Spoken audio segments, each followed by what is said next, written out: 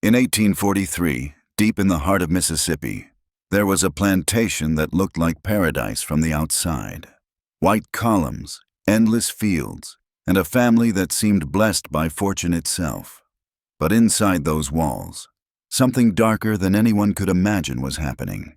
Isaiah Jessup wasn't just running a plantation. He was running a human factory, and his entire family knew about it. This is the true story of how one family turned human lives into profit, and how their world came crashing down in flames. The Jessup plantation stretched across 2,000 acres of Mississippi soil. Cotton fields rolled like white waves under the summer sun. The main house stood 3 stories tall, with windows that gleamed and gardens that bloomed year-round. Neighbors called it the jewel of the county, but jewels can hide cracks. And the Jessup family had more than cracks. They had a system. Isaiah Jessup inherited the plantation from his father in 1838. He was 32 years old, ambitious, and convinced he could revolutionize Southern agriculture. But Isaiah wasn't interested in better plows or new cotton varieties. His innovation was darker. He looked at the enslaved people on his land and saw something different than other plantation owners. He saw a resource that could multiply itself. He saw breeding stock. Most plantation owners bought enslaved people when they needed more labor. Isaiah had a different plan. Why spend money buying people when you could force them to produce more workers? It was simple math to him. Cruel, calculated math. He started keeping ledgers, thick books with columns and numbers, but these weren't crop records. They were breeding records. In these ledgers, Isaiah tracked everything: which women had given birth, how many children survived, which men were paired with which women. He rated fertility. He measured productivity. He treated human reproduction like farmers treated livestock, and he wasn't shy about his system. He showed those ledgers to his wife, Ruth, with pride. Ruth Jessup could have stopped it. She could have spoken up, walked away, done something, but she didn't. Ruth came from a wealthy family herself. She'd been raised to believe that some people were meant to lead and others were meant to serve. When Isaiah explained his breeding program, Ruth saw it as good business sense. She even called it their sacred duty. In her mind, they were building an empire for their children. She couldn't see the horror right in front of her face. The Jessup children grew up surrounded by this system. Their father taught them to read using those breeding ledgers. Little Margaret learned her numbers by counting births. Young Samuel practiced his handwriting by copying fertility records. By the time they were teenagers, the Jessup children saw enslaved people as walking investments, nothing more. But the enslaved people on the Jessup plantation knew exactly what was happening to them. They had names, dreams, fears, and lives that mattered. Claudia was one of them. She'd been born on the plantation 28 years earlier. She'd watched Isaiah implement his breeding program. She'd seen friends forced into relationships they didn't choose. She'd held babies who would be sold away before they could walk. Claudia worked in the big house, taking care of the Jessup children. Every day, she dressed little Margaret and taught young Samuel his manners. Every night, she went back to the quarters and cried for the life she'd never have, the children she'd never get to raise, the freedom she'd never taste. And she wasn't alone in that pain. The breeding program started small. Isaiah identified 10 women he considered most valuable for reproduction. He paired them with men he'd selected based on strength and health. He told these people they'd receive extra food rations if they complied. He didn't mention what would happen if they refused. He didn't have to. Everyone understood the threat. Within 2 years, Isaiah's program expanded. 20 women. Then 30. The enslaved community watched in horror as their sisters, daughters, and mothers were reduced to breeding machines. Families that had formed naturally were torn apart. New unions were forced into existence. Children were born into a world that saw them as future profit. Ruth managed the household side of the operation. She kept detailed records of pregnancies. She arranged for midwives. She even visited the quarters sometimes, checking on pregnant women like a farmer checking on pregnant cows. She told herself she was being kind. She was showing Christian charity. But there was nothing charitable about what the Jessups were doing. The local community knew what was happening at the Jessup plantation. Merchants who sold supplies knew. Neighboring plantation owners knew. The reverend at the church where the Jessups attended every Sunday definitely knew. And they all stayed silent. Some because they benefited from the Jessups' wealth. Some because they were running similar programs themselves. Some because speaking up would mean admitting their entire way of life was built on unspeakable evil. But silence has a way of festering. And on the Jessup plantation, something was building beneath the surface. Something that would eventually explode. By 1845, Isaiah's program had produced 43 children. 43 new workers who cost him nothing but the food to keep their mothers alive. He celebrated this in his ledgers, marking it as a triumph of planning and efficiency. He never wrote about the mothers who died in childbirth. He never mentioned the babies who didn't survive their first winter. Those were just losses. Acceptable casualties in his business model. Among the enslaved community, grief became a constant companion. Rose was a young woman, barely 20, when she gave birth to her third child in 4 years. Her body couldn't handle it. She died 2 days after delivery, fever burning through her while she called out for her mother. The Jessups buried her in an unmarked grave behind the quarters. Isaiah noted the loss in his ledger with a single word: deceased. Nothing about her name, nothing about her life. Just a mark that his inventory had decreased by 1. The only person who seemed bothered by Rose's death was Samuel Jessup. He was 16 now, old enough to understand what his father was doing, old enough to feel sick about it. Samuel had grown up playing with some of the enslaved children. He remembered when Rose used to sing while she worked in the gardens. He remembered her smile. And now she was dead, buried in dirt with no marker, no mourning, no acknowledgement that she'd ever existed. Samuel started asking questions. At dinner one night, he challenged his father directly. "Isn't there something wrong with this?" he asked, his voice shaking. "These are people, Father, not cattle." Isaiah's face went cold. "These are our people," he corrected. "They belong to us. We feed them. We shelter them. We're building something here, Samuel. Something that will last for generations. One day this will all be yours, and you'll thank me for my vision." But Samuel didn't want that future. He didn't want a plantation built on forced breeding and stolen children. The argument that night was the first crack in the Jessup family unity. It wouldn't be the last. What happened next would tear the family apart completely. But before we get there, if you're finding this story as disturbing and fascinating as we did researching it, go ahead and subscribe. We dive deep into true historical horrors every week, and trust me, this story only gets darker from here. While the Jessup family fought among themselves, another kind of resistance was building in the quarters.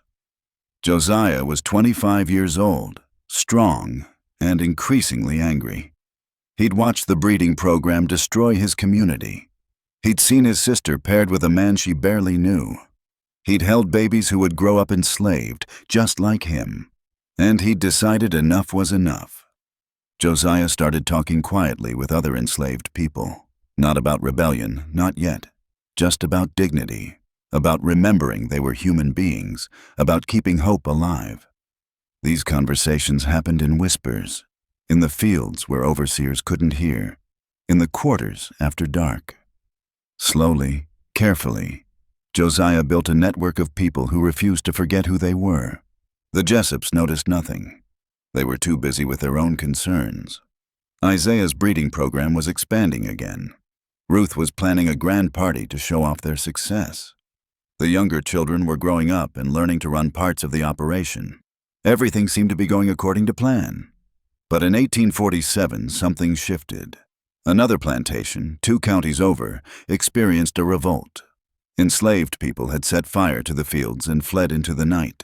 Most were caught and killed, but the message spread like wildfire. Resistance was possible. Freedom might be real.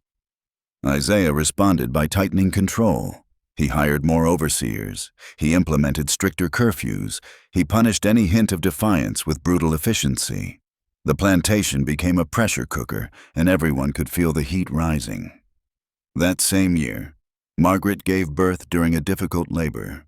She was only 19, her fourth child in 5 years under Isaiah's program. The midwife did everything she could, but infections don't listen to prayers. Margaret died 3 days later, leaving behind a newborn who would never know her mother. Claudia, still working in the big house, was given the baby to care for. She looked down at that tiny face and felt something break inside her. How many more mothers would die? How many more children would grow up without knowing love? How long could this evil continue? The answer came sooner than anyone expected, because in the summer of 1848, the Jessup plantation would burn, and nothing would ever be the same. It started with Josiah and 4 others. They planned carefully, knowing they'd only get one chance. The escape was set for a moonless night in July. They'd head north, using the stars to guide them, hoping to reach free territory before the slave catchers found them. But someone talked. An overseer got wind of the plan. On the night they were supposed to run, armed men were waiting. Josiah and his companions were caught before they made it past the property line. What happened next was designed to be a lesson. Isaiah had them whipped in front of the entire enslaved community, 50 lashes each, while everyone watched. While everyone understood that this was what rebellion earned you. Josiah survived, but barely. His back would carry those scars until the day he died. Yet the punishment didn't have the effect Isaiah wanted. Instead of crushing the spirit of resistance, it fed the rage. People stopped whispering about dignity and started whispering about revenge. The pressure kept building. Samuel Jessup watched the whipping from his bedroom window. He watched his father order human beings torn apart. He watched his mother stand by without flinching. And something in Samuel shattered. 3 days later, he packed a bag and left. Just walked away from the plantation, his family, and his inheritance.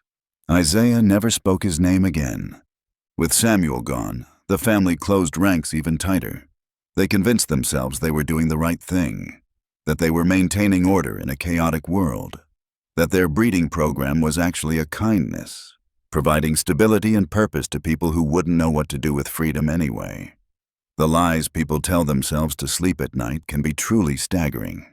By 1850, the plantation was running at peak efficiency. 78 children had been born under Isaiah's program. The cotton yields were extraordinary.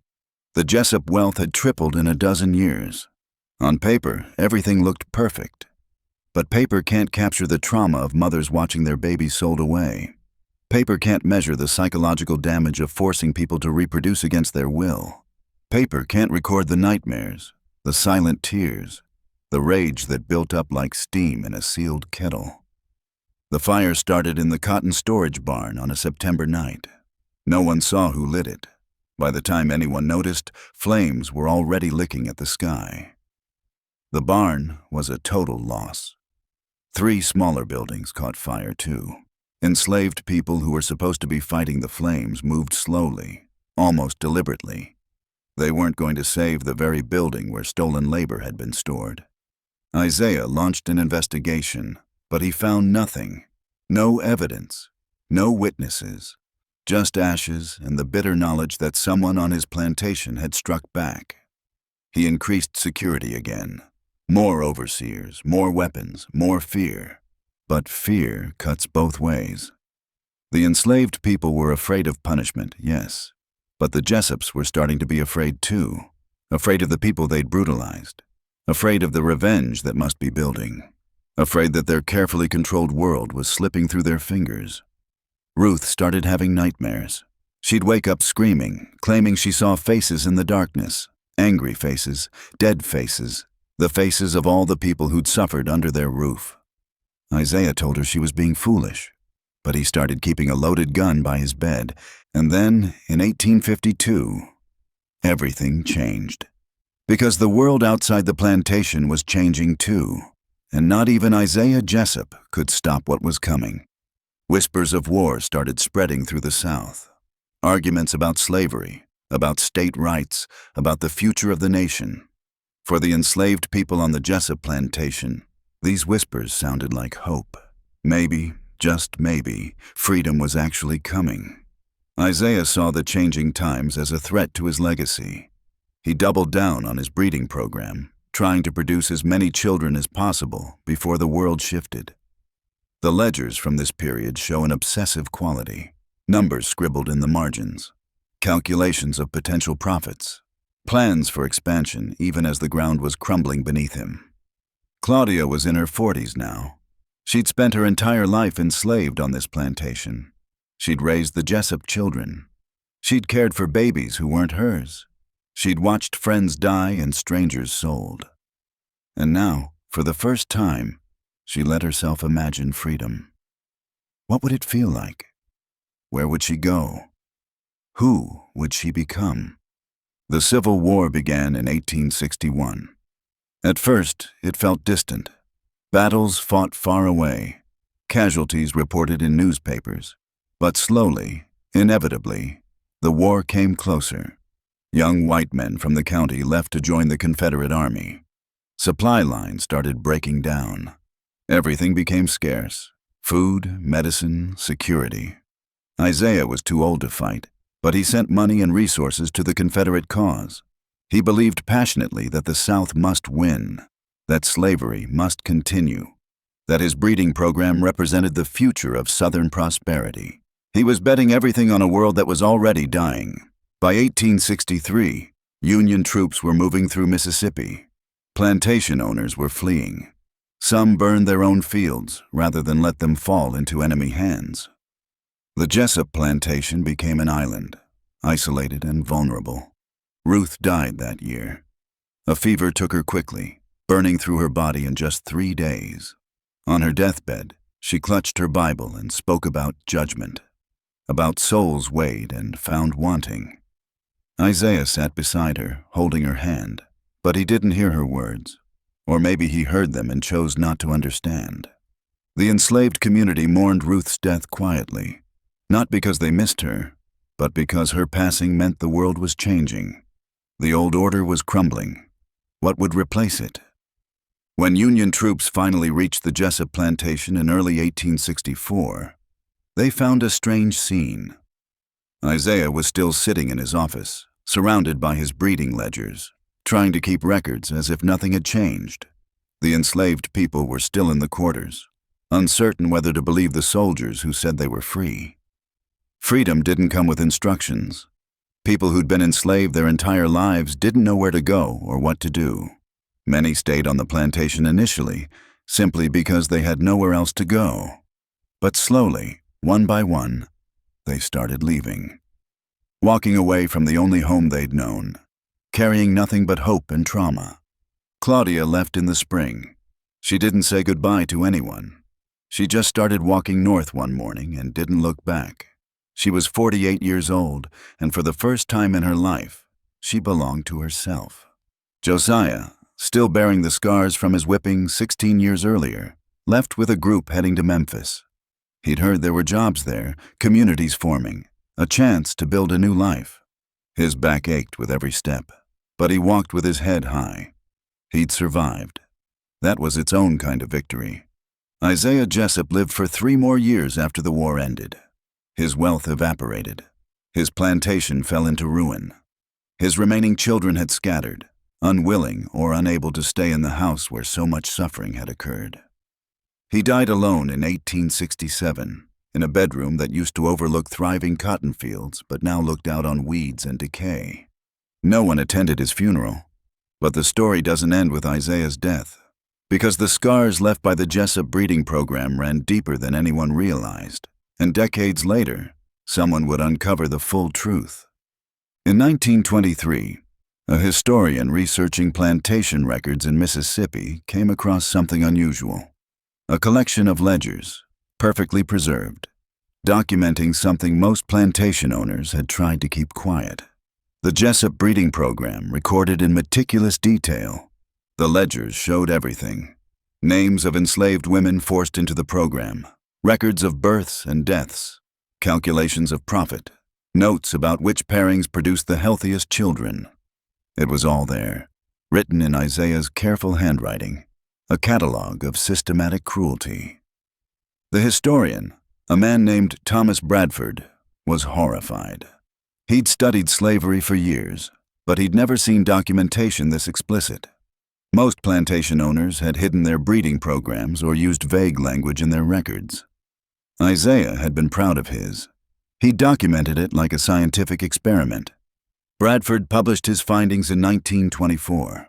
The article caused a small sensation in academic circles, but most people didn't want to read about it.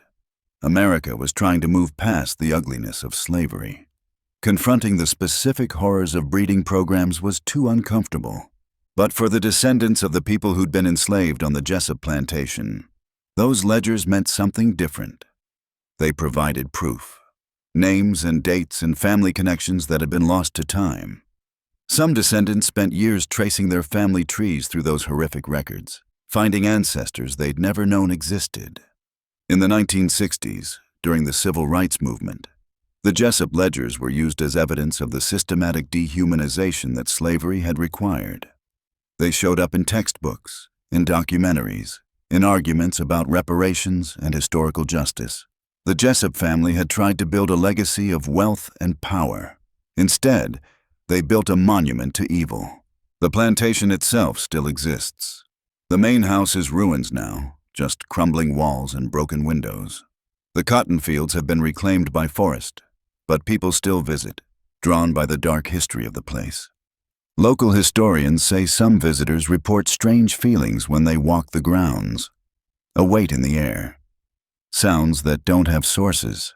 Crying that seems to come from nowhere. Others dismiss these reports as imagination, the power of suggestion at a place with such a terrible past.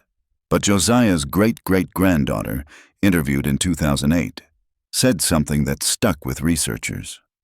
"My great-great-grandfather carried those scars until he died," she explained. "The whip marks never faded. He'd wake up at night, even as an old man, screaming. Trauma like that doesn't just disappear. It passes down. We carry it in our bodies, in our dreams, in the stories we tell our children." The Jessups thought they were building a dynasty. What they really built was generations of pain. Samuel Jessup, the son who walked away, never returned to Mississippi. He moved to Pennsylvania, changed his name, and refused to speak about his family. His descendants didn't know about the Jessup plantation until the 1920s, when Bradford's article was published. One of Samuel's grandsons wrote a letter to Bradford, explaining that Samuel had nightmares for 50 years, that he died clutching a rosary, whispering apologies to people whose names his family never knew. The breeding ledgers are now held in a university archive.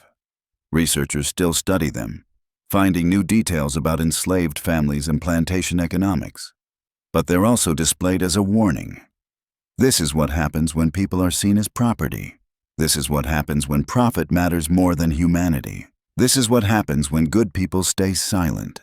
In 2019, a genealogy company helped connect dozens of descendants of people who'd been enslaved on the Jessup plantation. They held a reunion on the land where their ancestors had suffered. They stood in the ruins of the quarters where families had been torn apart. They walked the fields where forced labor had built someone else's wealth.